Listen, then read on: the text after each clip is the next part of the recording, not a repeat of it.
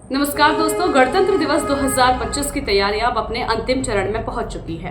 राष्ट्रीय राजधानी दिल्ली में कर्तव्य पथ पर होने वाली ऐतिहासिक परेड में इस बार भी उत्तर प्रदेश की झांकी का हिस्सा होगी, लेकिन इस बार यूपी की झांकी में महाकुंभ को दिखाया जाएगा।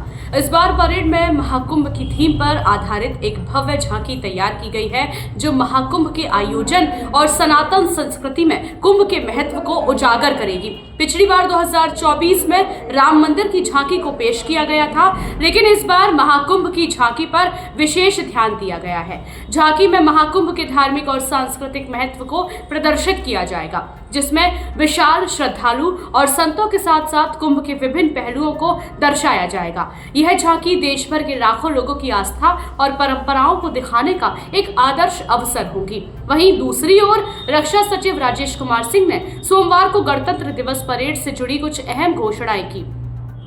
उन्होंने बताया कि नव विकसित सामरिक मिसाइल प्रलय इस बार परेड में प्रदर्शित की जाएगी। प्रलय मिसाइल को स्वदेशी रूप से डिजाइन और विकसित किया गया है और यह एक छोटी दूरी की सतह से सतह पर मार करने वाली मिसाइल है। इसकी मारक क्षमता 150 से 500 किलोमीटर तक है और यह 500 से 1000 किलोग्राम तक भार ले जाने में सक्षम है। यह मिसाइल भारतीय सेना की सामरिक शक्ति को और भी मजबूत करेगी। हालांकि रक्षा सचिव ने यह भी बताया कि इस बार परेड में उन्नत हल्के हेलीकॉप्टर ALH ध्रुव का प्रदर्शन नहीं होगा। इस हेलीकॉप्टर का इस्तेमाल इस महीने एक दुर्घटना के बाद रोक दिया गया था। सेना और भारतीय वायु सेना समेत अन्य रक्षा बलों में लगभग 330 ALH हेलीकॉप्टरों का इस्तेमाल किया जा रहा है, लेकिन फिलहाल इनका उड़ान भरना बंद कर दिया गया है। About Tejas, whether that was the reason. For ALH, of course, there is a safety grounding that has taken place. Once those are completed, I suppose that could restart. On Tejas, I really don't know, but yeah, it could be a reason. I know it has taken place in the past, but a variety of other aircraft, I think some 39 aircraft, 12 different formations will be displayed. Some helicopters will be there. They won't. Only the ALH will not be there.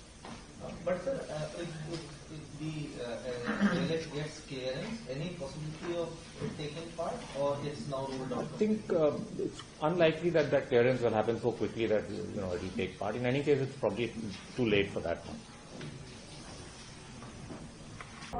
गणतंत्र दिवस parade में इस बार लगभग 90 minute की शानदार parade में कुल 31 झांकियां शामिल होंगी, जिनमें 16 राज्यों और 15 केंद्रीय मंत्रालयों की झांकियां होंगी।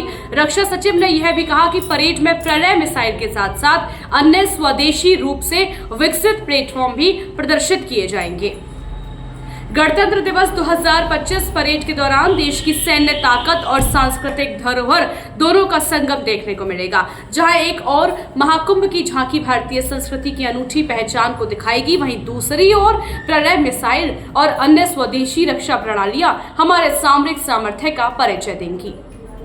गणतंत्र दिवस 2025 की तैयारियां पूरे जोश और उमंग के साथ चल रही हैं। यह परेड भारतीय समाज, संस्कृति और शक्ति का प्रतीक बनकर दुनिया को एक मजबूत और समृद्ध भारत का संदेश देगी।